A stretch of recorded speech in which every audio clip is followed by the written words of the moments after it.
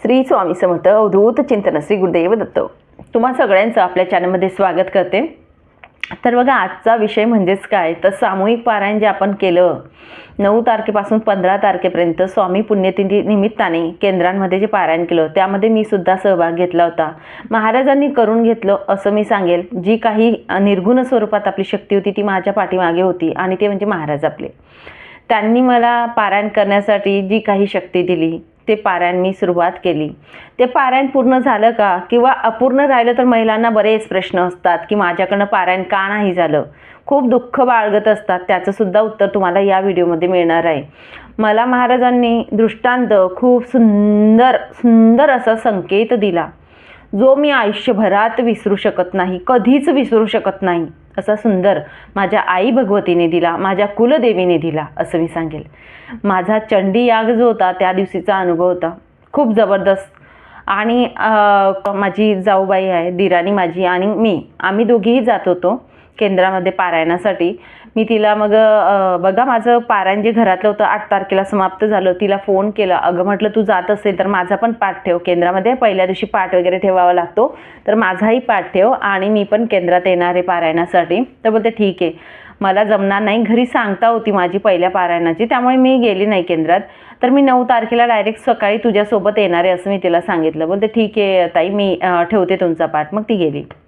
म्हणून 9 तारखेला आम्ही गेलो पारायणाला. 9 तारखेला सुरुवात झाली, 10 तारखेला सुरुवात झाली, म्हणजे 9-10 झाली. तिसऱ्या दिवशी होता चंडी याग. चंडी यागला काय झालं, मी अचानकपणे बघितलं की आज चंडी याग आहे.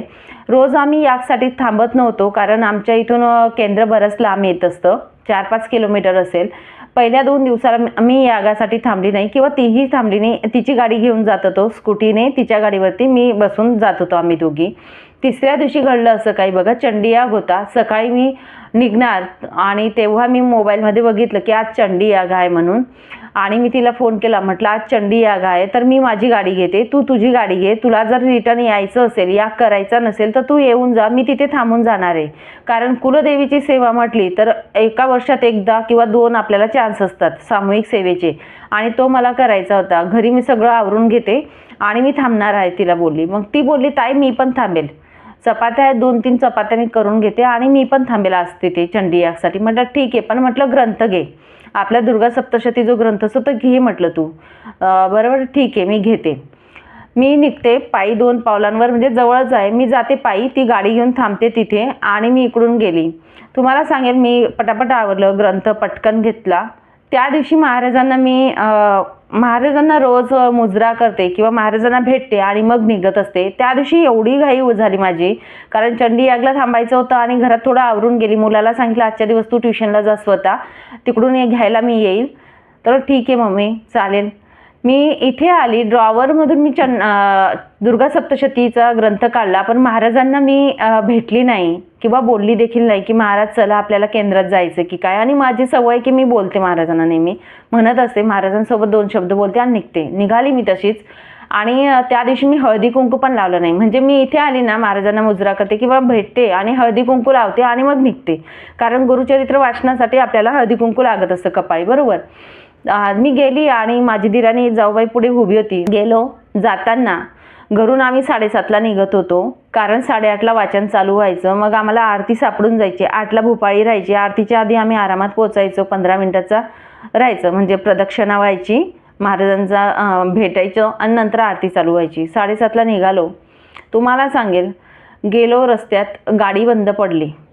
तिची गाडी काहीही न झालेलं, त्या गाडीला ती गाडी बंद पडली. चालू करतोय, चालूच होईना. मी किक मारते तरी होत नाही, ती स्वतःही किक मारते तरी सुद्धा गाडी चालू होत नाही. येणारे जाणारे लोक सकाळी एवढे सगळे वॉकिंगवाले होते सगळे, मग त्यांना सांगत होतो, ते चालू करत होते. चालू केली ना मग ते जायचे थोडे पुढे, तोपर्यंत बंद व्हायची गाडी. असं खेळ चालला. 8:10 एकाच जागी आम्ही थांबलेली. काय करायचं, तिला म्हटलं शेवटचा चान्स आहे, एका व्यक्तीला बोलू आपण, चालू झाली तर बरं, नाही तर लावून देऊ साईडला, रिक्षाने जाऊ, कारण आपण गेल्याशिवाय तिथे पारायण चालू होणार नाही. सामूहिक पारायणचं असं असतं, आपण जोपर्यंत जाणार नाही ते पारायण चालू करणार नाहीत. आपली वाट सारखेच चालू करतात ते.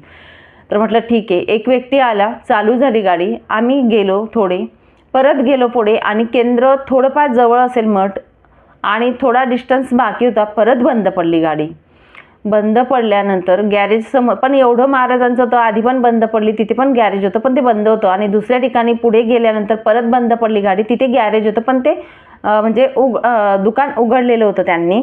आणि किक मारून मारून थकलो तरी चालू होईना. शेवटी त्या गॅरेजला आम्ही गाडी लावली, त्यांना सांगितलं. ते बोलते काहीतरी मी थोडा प्रॉब्लेम असेल, 10-15 मिनटं लागतील. म्हटलं आम्हाला वेळ नाही, आम्ही तिकडून आल्यानंतर रिपेअर करतो. आम्ही गाडी लावली गॅरेजवरती आणि गेलो. तिथे गेलो, आरती चालूच होणार म्हणजे झालेली होती, संपलेली होती आरती आणि वाचनाला बसणारच होते. तोपर्यंत आम्ही पोचलो, पायी पायी गेलो पुढे. ही आमची परीक्षा होती त्या दिवशी. गेलो, बसलो. बसल्यानंतर तुम्हाला सांगेल, आता पल्लवीताई ज्या आहेत त्या केंद्रामध्ये बघा आपले दुकान असतं महाराजांचं, दिंडोरी प्रणीत ग्रंथ वगैरे असतात, सगळे काही असतात. तिथे एक स्टॉल असतो केंद्रांमध्ये, त्या स्टॉल सांभाळतात. त्यांचं नाव पल्लवीताई आहे. तर त्या माझी दिराणी माझ्या उजव्या बाजूला बसलेली, माझ्या दिराणीच्या पुढे पल्लवीताई बसलेली होती, माझ्या पुढे दुसरी होती ताई. तर आम्ही मी दुसऱ्या नंबरला, माझा 5वा-6वा नंबर होता ग्रंथाचा, सुषमाचा माझ्या दिराणीचा 5वा नंबर होता, माझा 6वा. असे बसलेले आम्ही. पल्लवीताई तिच्या पुढे बसलेली आणि ती त्या दिवशी चंडी याग होता, एवढी सुंदर म्हणजे दिसत होती, काय माहिती नाही मला काय. तर सुषमाच्या पुढे बसलेल्या ते बसत होती. मागून हात फिरवला आणि म्हटलं जशी आई भगवतीच दिसते ना तू आज. म्हटलं मी सुषमाला बोलली, माझ्या दिराला म्हटलं बघ किती छान दिसते म्हटलं पल्लवीताई ना, जसं आज चंडी याग आहे ना, आई भगवतीचंच रूप दिसतंय म्हटलं, चेहरा पण छान दिसतोय म्हटलं, एवढ्या सकाळी एवढं छान तयार होऊन येते म्हटलं ताई ना, असं बोललो आम्ही. आणि दुसऱ्या बाजूला एका ताईंचं हळदी कुंकू होतं चौरंगावरती, गुरुचरित्राच्या चौरंगावरती. ते हळदी कुंकू मला कुठेतरी वाटलं की तो हळदी कुंकू आपण घ्यावा, आणि आपण कपाळाला हळदी कुंकू आज विसरलो. मला काय जाणवलं की गाडी बंद पडली, आज महाराजांना मी भेटली नाही घरात, महाराजांना सांगितलं नाही, तशीच निघाली, हळदी कुंकू लावलं नाही, म्हणून आज गाडी बंद पडली. हा माझ्या डोक्यात होतं त्यावेळी. मी त्या ताईला म्हणू का मला हळदी कुंकू द्या, पण म्हटलं नको, महाराज काय म्हणतात, स्वतःचं का असे ना, कसं का असे ना, फाटकं तुटकं ते आपलंच हवं, दुसऱ्याचं कशाला. माहिती आहे ना मला तुझा भाव खरा आहे. मी या मनाने मी चूप बसली, म्हटलं नको, नाही तर नाही, हळदी कुंकू राहू देत. मी वाचन झालं, गुरुचरित्राचं वाचन पूर्ण झालं. आम्ही खाली गेलो, खाली 10:30ची आरती झाली. एका ताईला जो अनुभव मी मागे पण शेअर केला, तर आरती चालू असताना चक्कर आल्याबरोबर त्या ताईला 5वा-6वा महिना होता. एक अनुभव मी शेअर केलेला आहे आपला, हा अनुभव. तर बघा तिचा चक्कर आले, मात्र तेव्हा माझ्या मनात एकच आलं की महाराज तिच्या आणि तिच्या बाळाला काही होऊ नका द्या. मन आपलं बघतात महाराज, आपलं मन बघतात की आपलं मन किती निर्मळ आहे. बऱ्याच महिला तिथे बोलत होत्या, मी कोणाकडे लक्ष दिलं नाही, कारण तिथे फक्त महाराजांनी आपलं कनेक्शन पाहिजे. जेव्हा केंद्रात जातो ना, कोण काय बोलते कोणाकडे लक्ष द्यायचं नाही, फक्त आपले झापडे अशी बसून घ्यायची महाराजांनी आपण. महाराज त्या गुरुचरित्राला बसले आहेत, माझ्या डोळ्यात अश्रू आले, शपथ महाराज आहेत साक्षीला, डोळ्यात अश्रू आले. महाराज समोर होते, महाराजांना म्हटलं फक्त बाळ आणि तिला काही होऊ नका द्या. त्यांनी भाव खरा ठेवून पारायणाला बसलेले आहेत. बस एवढी ती पण माझी परीक्षा असेल की महाराज म्हणतात हिच्या मनात काय बघू ना आपण, आई भगवती बघत असेल. त्यावेळी असं झालं, बसलो खाली. त्यानंतर दुर्गा सप्तशतीचा पाठ चालू होणार होता, 11:15ला पाठ चालू होणार होता. आता दुर्गा सप्तशतीला हळदी कुंकू लागतं कपाळाला, हे आपल्या सगळ्यांनाच माहिती आहे. माझ्या मनात कुठेतरी रुखरुख होती. तुम्हाला खोटं वाटेल, दुर्गा सप्तशतीचा ग्रंथ मी खोलला. मी दुर्गा सप्तशती पाठ नवरात्रीमध्ये 14 पाठ केले होते, तेव्हाचा ग्रंथ ठेवून दिलेला की तेव्हा लावलेला असेल हळदी कुंकू, मला माहिती नाही. खोलल्याबरोबर पहिले जे पान असतं तिथे हळदी कुंकू होता, म्हणजे देवी भगवतीचा मुखवटा आहे ना, त्याच्यावरती हळदी कुंकू होता. मला एवढा आनंद झाला, तो एक संकेत, शुभ संकेत म्हणून मी घेतला.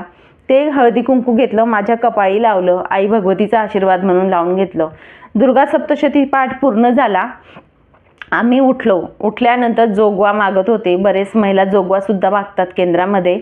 जोगवाचं लावलेली ती म्युझिक आणि जोगवा मागत होते. म्हणून मला काय, तर आता महाप्रसादाला बसतील. माझ्या मनात काय, मला बाकी कोणाचं नाही, पण माझ्या मनात हे होतं की आता आपलं महाराजांचा प्रसाद होईल, महाप्रसादाला बसतील, इथे झाडझूड काहीतरी करायला पाहिजे. बाकी जोगवा मागतायत, सगळं चालू आहे इथे.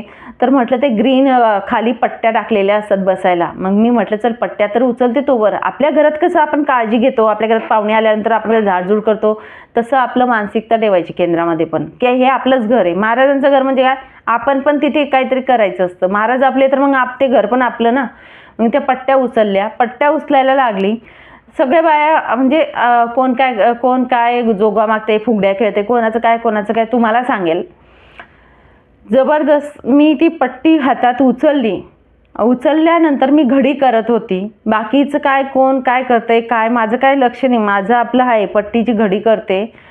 पल्लवी ताई समोरून आली, जी केंद्रातली जे स्टॉल चालवते ती ताई आली. तिने वरती गुरुचरित्राला पारायण करायला आम्ही बसलो, ती ताई आली. माझ्या हातातून तो जी पट्टी होती ती माझ्या हातातून घेतली. अजूनसुद्धा मला आठवतंय की ताई आली, ताई बोलली आण ना, कशाला घडी करते बोलते, आण तर बोलते, एवढ्या गर्दीत कोण बघतंय. माझ्या हातातून तिच्या हातात ऑलरेडी एक पट्टी होती आणि ती माझ्या हातातून पट्टी तिने घेतली आणि त्या पट्टीवरती टाकली आणि उचलून निघून गेली. फटक्यात 1 सेकंदमध्ये झालं ते, 1 मिनिटात झालं ते. काय झालं ते मला माहीत नाही. तिने घातलेली होती ग्रीन साडी, पोपटी कलरची साडी, असा पोपटी कलरची साडी होती आणि काठ जो होता ना तो हिरवा होता, डार्क हिरवा.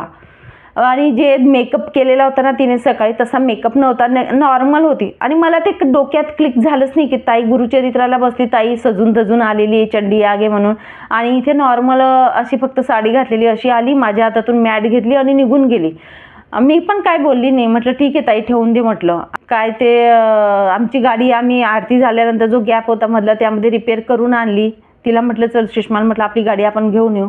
इकडून जाताना रिटर्न गेलो, परत ती गाडी बंद पडली 2 ठिकाणी. तसंच आम्ही घरी आलो. घरी आल्यानंतर माझ्या डोक्यात एकच फिटिंग, कारण जो स्वामी सेवेकरी असतो ना, तुम्हाला सांगते, त्याच्या डोक्यात ना किडा चालत असतो की असं का तसं का, कारण ते संकेत रूपात आपण घेत असतो. शुभ अशुभ किंवा काही संकेत महाराजांचे चांगले त्यामधून काढत असतो. घरी आल्यानंतर माझं डोकं चाले ना, गाडी अशी बंद पडली, इथे बंद पडली. तिकडून येताना ठीक आहे आम्ही पैसे देऊन गॅरेजला लावून रिपेअर केली ती, तरी देखील 2 ठिकाणी, आणि रिपेअर करून पण तिकडून येताना परत आम्ही गॅरेजला दाखवली. ठीक आहे, बंद पडली, गॅरेजवाल्याला दाखवली 2:30 वाजता याग झाल्यानंतर. आणि त्यानंतर सुद्धा रिपेअर करून आणल्यानंतर परत आम्ही गेटमध्ये येऊ आमच्या, तिथे पण बंद पडली. परत मी ती गाडी लोटून आणली आणि सुषमाला म्हटलं घरी गाडी लाव. हे घडलं. माझं डोकं काय की 2 ठिकाणी रिपेअर केली आम्ही गॅरेजमध्ये, तरीसुद्धा गाडी बंद पडली. ही खूप मोठी परीक्षा होती त्या दिवशी, टास्क होता आमच्यासाठी. दुसऱ्या दिवसापासून माझीच गाडी नेली आम्ही मग. आणि तुम्हाला सांगते बघा, तर नंतर मी डोक्यात घातलं की गुरुचरित्राला बसलो, ताईच्या डोक्यावरून मी अलगद हात फिरवला, खूप अलगद हात फिरवला, मायेने बोलतो ना आपण तसा हात फिरवला ताईच्या डोक्यावरून. आई भगवती दिसते ग आज. आणि नंतर माझ्या लक्षात आलं की ताईने जी साडी घातली होती गुरुचरित्र पारायणासाठी चंडी यागच्या दिवशी, ती ग्रे कलरची होती, लाल किनार होती. आणि जेव्हा माझ्या हातातून मॅट घ्यायला ताई आली तेव्हा हिरव्या कलरची साडी होती. कशी चंडी याग झाल्यानंतर आम्ही जेव्हा महाप्रसादाला बसलो आणि तेव्हा स्टॉलकडे बघतो तर पल्लवी ताई स्टॉलमध्येच बसलेली. ताई बोलते मी खुर्चीवरून उठलीच नाही, मी स्टॉलमध्येच बसलेली आहे, आणि ताईची ग्रे कलरची साडी होती. मग जी मॅट घेऊन माझ्या हातातून चटई घेऊन गेली ती कोण होती मग, हा प्रश्न इथे आला. मी ताईला दुसऱ्या दिवशी बोलली, मग 5व्या दिवसाला, की ताई बघ असं असं माझ्यासोबत त्या दिवशी झालं. ताई हसायला लागली आणि ताई बोलली आई भगवतीने तुला दर्शन दिलं. ही गोष्ट 5व्या दिवशी ताई स्वतःच्या तोंडातून बोलली की हा तुझा भाव असेल खरा, ज्याचा भाव खरा, जो मनापासून करतो, महाराज त्याचं मन बघत असतं आणि त्याला खरंच असे दृष्टांत येत असतात. आणि त्या दिवशी मला आई भगवतीने पल्लवी ताईच्या रूपात, माणसांमध्ये देव असतो. मला सांगायचं तात्पर्य काय इथे, तर माणसांमध्ये देव शोधा तुम्ही, तर नक्कीच देव भेटतो आपल्याला. त्या गर्भवती स्त्रीला खूप त्रास होत होता. बाकीचे महिला काय गरज चालली होती हिला बसायची, हिला नाही सांगितलं होतं तरी पण बसते, शानपणा करतात. अरे असं नका बोलू, तिचा पण भाव कुठेतरी चांगला असेल ना, तिला पण वाटलं असेल की माझं बाळ पोटात आहे तर मी पण गुरुचरित्र करेल, त्याच्यावर संस्कार होतील, हा तिचा दृष्टिकोन असेल. आणि मी ते तात्पर्य शोधून माझ्या डोळ्यात पाणी आले. तेव्हा माझी महाराजांनी परीक्षा बघितली. महाराज आपली क्षणोक्षणी परीक्षा बघतात, तू कसा वागतो, तू त्यांच्या मनासारखा वागतोस का, तरच तुला महाराज भेटायला येतात. म्हणून बोलतात महाराज बोलतात ना, देव काही रिकामा नाही आहे भेटायला यायला, असे बरेच लोक बोलतात. संकेतचं व्हिडिओ वगैरे राहिले तर सांगू, भाव खरा पाहिजे. खरंच माणसाच्या रूपात देव येत असतात आणि माणसात देव बघायचा असतो आपण. त्या दिवशी पल्लवीताईच्या रूपात आले. 5व्या दिवशी जो केंद्रातलं माझं पारायण झालं, 5व्या दिवशी आले, घरी आले. घरी आल्यानंतर तुम्हाला सांगेल 5वा दिवस होता पारायणाचा. व्हिडिओ थोडा मोठा होईल पण संपूर्ण व्यवस्थित सविस्तर सांगते मी. 5वा दिवस होता माझा पारायणाचा. घरी आल्यानंतर माझा मासिक धर्म आला. माझा मासिक धर्म मागच्या महिन्यामध्ये 1.5 महिन्यात आलेला होता, कारण वयानुसार किंवा हार्मोन्स म्हणा किंवा गोळ्या औषधी, माझ्या गर्भपिशवीचं मागे ऑपरेशन झालं, या कारणाने माझी 1.5 महिन्यात आली मागच्या महिन्याला. या महिन्यात महिना पण झाला नाही तोपर्यंत माझी तारीख येऊन गेली. मला त्या गोष्टीचं काहीच वाईट वाटलं नाही. तुम्हाला सांग, बऱ्याच महिलांना खूप मोठा प्रश्न असतो, मासिक धर्म आला म्हणजे काय अपशकुन झालं का. आपण टाईम बघूनच बसतो, मेन म्हणजे आपली तारीख बघूनच बसायचं असतं, वेळ काळ बघून सगळं आपण चेक करायचं, मग बसत असतो. आपल्याला हाऊस नसते. पण अशा काही गोष्टी झाल्या ना, समजायचं आपल्या हातून तेवढी सेवा होती महाराजांची. त्या दिवशी मी, माझ्या शेजारी एक ताई आहेत, श्वेता बोलतो आम्ही. श्वेता माझ्यापेक्षा वयाने खूप लहान आहे, बिचारी जॉब करते, सकाळी 7ला निघते, रात्री ती 10ला घरी येते. ती महाराजांची सेवेकरी, माझ्यापेक्षा मोठी, मी तर असंच म्हणते तिला. ती एकही स्तोत्र, एकही मंत्र काहीही म्हणत नाही, फक्त नामस्मरण असतं तिचं. महाराजांचा गुरुवारी अभिषेक असतो. महाराजांची सेवा जशी जमली तशी ती तोडकी बोडकी करत असते, पण भाव खरा आहे तिचा. तिला महाराजांनी खूप काही दिलंय, खूप काही दिलेलं आहे. रविवारी सुट्टी असून तिला जाणं होतं, पण जाणं झालं नाही. आणि मंगळवारी मी येते तुम्हाला भेटायला असं ती बोललेली होती. मंगळवारचा दिवस 6वा दिवस होता पारायणाचा, आणि मंगळवारी महाराजांनी तिलाच बोलवलं तिथे, हे लक्षात घ्या. आणि तिचा जो आनंद होता ना, तो गगनात मावेनासा होता. ते 5 दिवस मी धडपड करून तिथे जात होती केंद्रात. ती माझ्यासाठी नाही, तर श्वेताचं पारायण महाराजांना श्वेताच्या हातून सेवा करायची होती शेवटचे 2 दिवस, म्हणून मला पाठवत होते. आणि तिचा जो आनंद चेहऱ्यावरचा होता ना, तो बघून मला, माझा आनंद कुठे मावत नव्हता. बऱ्याच महिलांना वाटतं ना, मासिक धर्म आला म्हणजे असं झालं तसं. खरा सच्चा सेवेकरी एखादी असतो ना, त्याची सेवा त्याच्याकडनं घडत नसते. पण ती बोलली, माझ्या या जन्मात तर गुरुचरित्र होणारच नाही माझ्याकडून, हा शब्द तिचा होता. आणि जेव्हा त्या 2 दिवसाची सेवा तिला भेटली ना, तुम्हाला मी सांगू शकत नाही एवढा तिला आनंद झालेला होता. तिच्या चेहऱ्यावरचा आनंद बघून मला खूप आनंद झाला, की माझं पारायण जरी 5व्या दिवशी महाराजांनी माझ्याकडून असं केलं, पण तिची सेवा पूर्णत्वाला नेली. हा जो आनंद असतो हा खूप वेगळा असतो. म्हणून तुम्हाला सांगते, मासिक धर्म आला ते आपल्या हातात नसतं, महाराजांना आपल्याकडून काहीतरी करून घ्यायचं असतं. आणि हा जो अनुभव आला मला, मी आयुष्यात कधीच विसरू शकत नाही. पल्लवीताईचं दिसणं, मनुष्यामध्ये देव दिसणं, खूप मोठा संकेत, छानसा संकेत होता माझ्यासाठी. खूप परीक्षा घेतली महाराजांनी त्या दिवशी. आई भगवतीने खूप परीक्षा घेतली. नंतर तिला म्हटलं, तुझी गाडी घेऊच नको. गाडी दाखवली आम्ही, संध्याकाळी सुद्धा दाखवली. आमचा गॅरेजवाला जो आहे, तो नेहमीचा रेग्युलरवाला, तो बोलतो या गाडीला काहीच झालेलं नाही आहे, काहीच नाही. तो बोलला, आत्तासुद्धा मी सांगते काहीच झालेलं नाही, तर मी हिला रिपेअर करू कुठून. गाडी एकदम चांगली होती, पण आई भगवतीने त्या दिवशी 4 वेळा बंद पडली आमची गाडी. आम्ही अक्षरशः लोटत घरी आणली. हा आमचा खूप खूप म्हणजे अनुभव मोठा घडला त्या दिवशी. आणि या पारायणाचा अनुभव ना कधी आम्ही आयुष्यात विसरणारच नाही, असा अनुभव घडला. आणि खरंच श्वेताचं पारायण महाराजांनी करून घेतलं, माझ्या हातून केलं, आणि बाकीचं तिच्या हातून. तिला आनंद देण्यासाठी मला कारण ठरवलं मध्ये, हे लक्षात घ्या. मी फक्त निमित्त मात्र ठरली. मला सुद्धा आई भगवतीने दर्शन दिलं, मला माझं फळ मिळालं माझ्या मनाने, जे मी अर्पण केलं. पण तिचा आनंद जो होता ना, त्याच्यात मला आनंद दिसला. हे महाराज बघत असतात, की दुसऱ्याच्या आनंदामध्ये आनंद बघ, त्याला भरभरून देतात. आपली ओंजळ कमी पडत असते. दुःख आहे, सुख आहे, सगळं काही येत असतं आयुष्यात, पण मानसिक सुख जे असतं ना, ते कुठेच भेटत नसतं. म्हणून या गोष्टी आपण अशा पद्धतीने चालायचं असतं आयुष्यात. जे काही होतं ना, ते महाराजांच्या इच्छेनुसार होतं असं माना. कधीच तुम्हाला दुःख होणार नाही. दुःखापासून 4 पाऊल लांब असतच. फक्त सुख आलं तसं दुःख आलं, तसं सुख आलं तसं महाराजांना सांगायचं असतं, की साथ द्या, माझ्याबरोबर राग करून घ्या. हे करणारे फक्त हे असतात. आणि सगळं काही जे घडलं 2 पारायणांचं, ते फक्त त्यांनी केलं. माझ्यात काही कॅपॅसिटी नव्हती किंवा काहीच नव्हतं, फक्त त्यांनी करून घेतलं.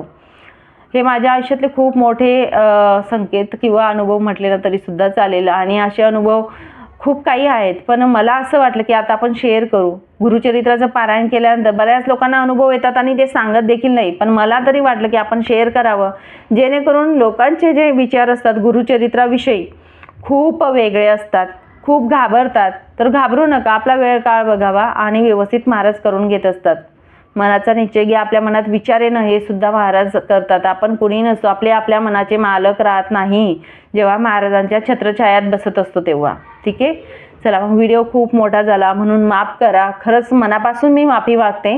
पण मला असं वाटलं की आपण पूर्ण माहिती द्यावी आणि संपूर्ण असं व्यवस्थित सांगितलं म्हणजे बरं वाटतं मनाला देखील, की आपलं कुठे चुकायला नको. आणि जे प्युअर असं ते सांगायचा इथे प्रयत्न केला आहे, जे प्रामाणिक आहे, माझ्यासोबत घडलं ते नक्कीच मी ते सांगायचा प्रयत्न केला आहे. महाराजांच्या इच्छेने आणि त्यांच्या साक्षीने मी सांगत आहे, ते पाठीशी नेहमी राहत असतात आपल्या.